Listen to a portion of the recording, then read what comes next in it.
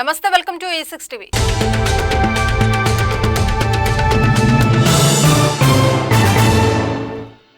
విజయనగరం తీర ప్రాంతాల్లో బుజ్జి తాబేళ్ల సందడి కట్టిపడేసింది.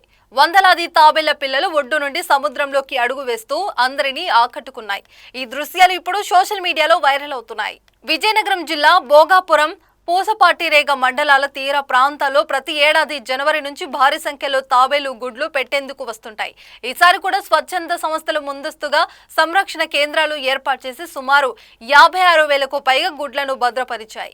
గత 15 రోజులుగా ఈ గుడ్ల నుంచి తాబేల పిల్లలు బయటికి వచ్చేస్తుండగా స్వచ్ఛంద సంస్థలు వాటిని సురక్షితంగా సముద్రంలోకి విడిచిపెడుతున్నాయి. పిల్లలు ఎక్కువగా ఉదయం 4 నుంచి 5 గంటల మధ్య, రాత్రి 8 గంటల 9 గంటల సమయంలో బయటికి వస్తుంటారు. బుజ్జి అడుగులతో సముద్రాన్ని చేరుకునే తాబేళ్ల ఈ దృశ్యాలు ప్రతి ఒక్కరిని మైమరిపిస్తున్నాయి. ప్రకృతి రమణీయతను ఆస్వాదించే వారికైతే ఇది మిస్ కాకుండా చూడండి.